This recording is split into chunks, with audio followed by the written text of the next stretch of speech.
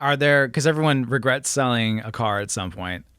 You, as a business owner, have sold lots of cars. Is there a car or a few that you're like, dang it? No, there's one in particular.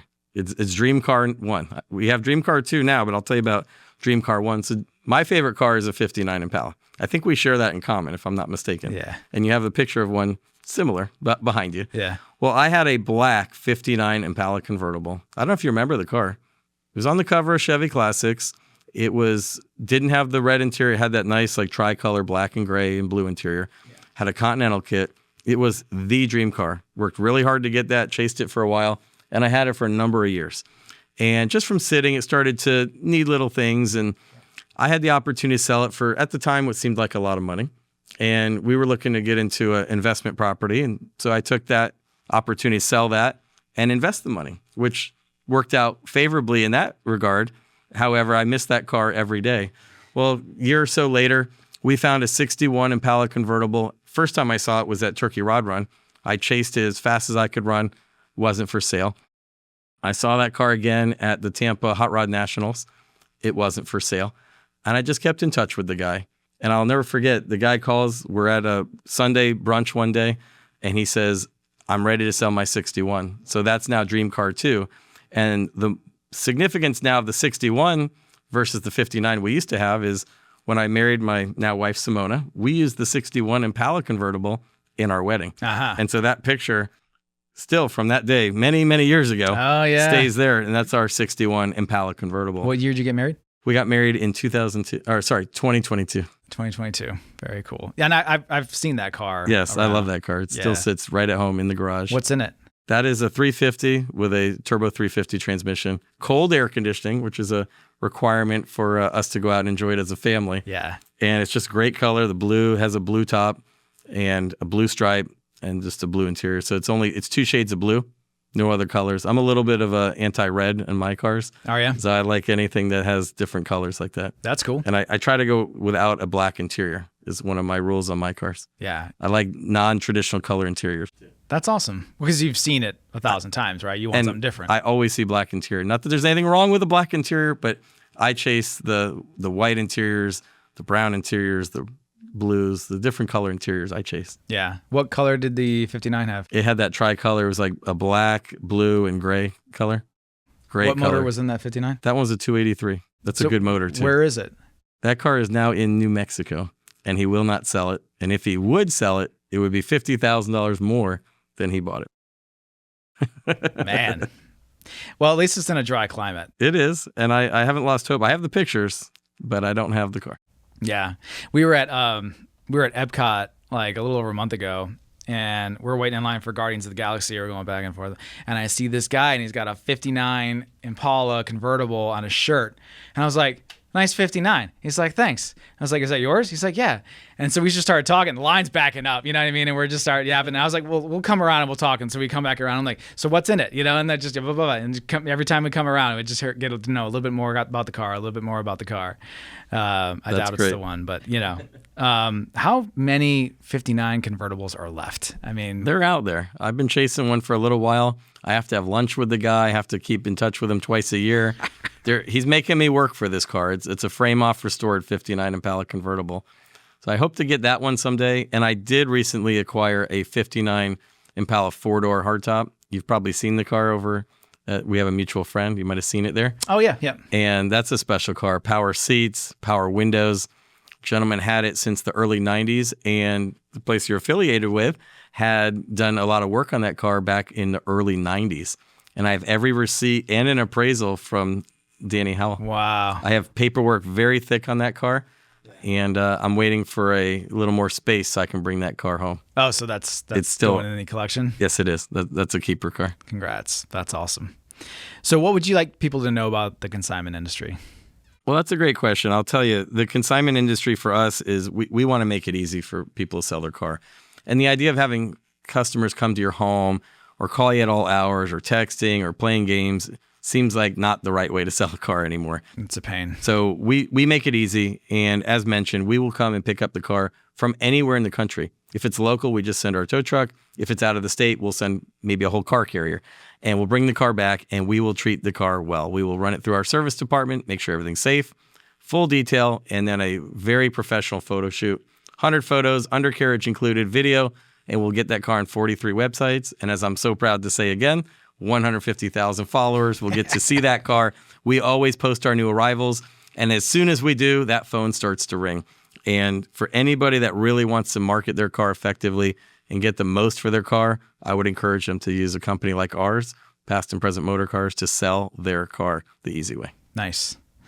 So I think 59 is your favorite car? 59 Impala is absolutely the favorite car. But for now, the 61 in my collection would be. Okay. So when, like, has it been forever a 59 or Yes. is it just recently? No, it's been a 59 forever. I've always loved the cat eyes, the big wings. There's just something undeniable about a 59 Impala rear end. Because there was a time where it was like love, hate, and there was a lot of hate. There was a lot of hate. And when I was growing up in the industry in the 90s, too, it was the 62. Everybody loved the freaking 62s. And, they're still popular, but like it seems like the 58, 59, somewhat 60, and 61 are so popular. That's true. But we're also starting to see now, particularly for the parts, and people are restoring 65s and 6s now. I don't know, have you seen a lot of those come in the shop? We absolutely are. When we get a 65 SS in, people love them. And 66s sell. When I grew up, people wouldn't look at the taillights of a 66. Correct. Yes. 64, a lot of people liked as well, which most days you'll catch me driving my 64 Super Sport convertible around. Nice. But I'll tell you, ironically, at the store, we had a 62 convertible. You may have seen it when you were there. And we had a little bit of a hard time moving that one. I traded it for a 64 convertible, and the phone was ringing off the hook. And so for some reason with us at the store, 64s is the most popular year of the Impala because I think it's most familiar. And when you think about music or rap music or things like that. Thanks, Dre and Snoop. Yes, people associate that most often with a 64 Impala. Yeah. I remember watching MTV because I grew up around the cars and I'm seeing them on TV and I'm like, what is this? You know what I mean? Like, where did this come from? And so, and it was coming from California, and that's where the lowrider scene was coming from. That's right. And I think that to this day, it still drives a lot of the trends, particularly like the 59s are so hot. Yes, they are. And a lot of that's coming from the culture in California. Would you agree? Absolutely. And we buy a lot of cars from California, and we sell a lot of cars to California. Many of our Impalas go out west. Sounds like you got to get a shop out there, man. Yes, that would be great. Yep. Maybe a franchise someday. Yeah. So you mentioned the 63, but what was your first car? Well, that's a great question. I had that 63. The very first car was a Pontiac Grand Am. Nothing that exciting. What year? Let's see, a 1996 Pontiac Grand Am, which Okay. later I had a 82 Cadillac Coupe de Ville. Dang. And then I got into, eventually, I had another Pontiac, and then I got into the Impalas, and then came the 63. Before that 63, I had a 61 Impala bubble top. Oh, nice. I got it with a blown motor, and that's when I knew I did not want to be a mechanic. I was just always having a hard time with the motor work, and I ended up replacing the motor, and it was a big job. Yeah. I would do that after school. I would do the motor job, and it was just not something that I was very good at. Was that something you and your dad did, or you just No, did it was yourself? me and somebody outside of my school there in Tampa. Man, that's work. Yes, it was not fun, and I'm a kid at the time. I mean, if you think about it, and I'm learning how to change a motor in my car just so I can get it on the road. And when I got on the road, it was never a car I really had a lot of luck with. And the 63 Impala seemed like the answer, and then that one started having different issues. And I was just wanting a car that I could literally just get in and go. Yeah. I ended up getting a 59 Impala 348 car. It had a rusted out quarter panel. It was black with a blue interior. The seat was ripped. The quarter panel was rusted. And you know what was great? I could make it from Tampa to Orlando without any mechanical issues. So that was the first 59 I ever had. Really? That's right. I remember getting one right after that one, too. A green one. A green one? A very ugly color green, not a factory color. Oh, somebody painted it. Somebody painted it like a very ugly green, kind of like your Rubik's Cube green right there. Oh, okay. What motor was in that one? I think that just had like a 350 crate motor, something like that. Yeah. You've had a lot of cars. I've had a lot of cars before being in the car business, yes. A lot of cars. So do you have a 58? I do not have a 58 at the moment, but I'm working to collect all the years. You want a convertible? Absolutely, yes. Now, are you particular on the motor? Like I like to drive them, so I prefer a 283 if you want to know. I think a 283 is a little bit more bulletproof because I had a 59 348 tri-power convertible. I put air on the car, and as soon as I did, I blew the motor. Then I put an LS in the car, and I never was happy with that. Really? So I've learned I like the original motors, 283 preferably, if you want to know. That's what's in my vet. I had a 63 truck, had a 283. The 59 I remember has a that 280. truck, I believe. Yeah. I think I saw that truck at your home one time. Yeah. And then the 59 is a 283. There you go. So we're in agreement then. Good to go. My 55, when I restored it, 283. Yeah, it's a very reliable engine. Do you have a favorite car movie? I do. I was thinking what if this would qualify, but Days of Thunder, you count that as a car movie? Absolutely. So, I mean, I can always picture Cole Trickle going around the track as a kid.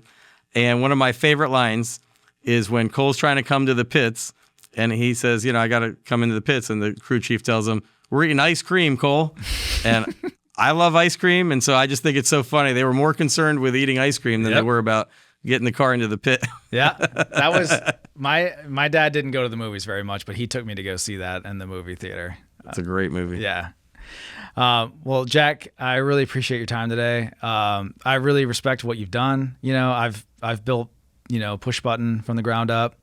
I've taken over Southeast Chevy. I know what it's like to work in your hobby and how difficult it can be, but how rewarding it can be.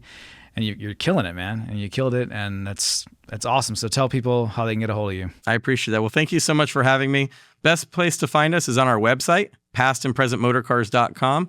We're located just west of Orlando, Florida. Easy commute from any airport or from Orlando International Airport or from anywhere here in Central Florida. And so please visit our website. And if you are local, come into our showroom. We're open 7 days a week.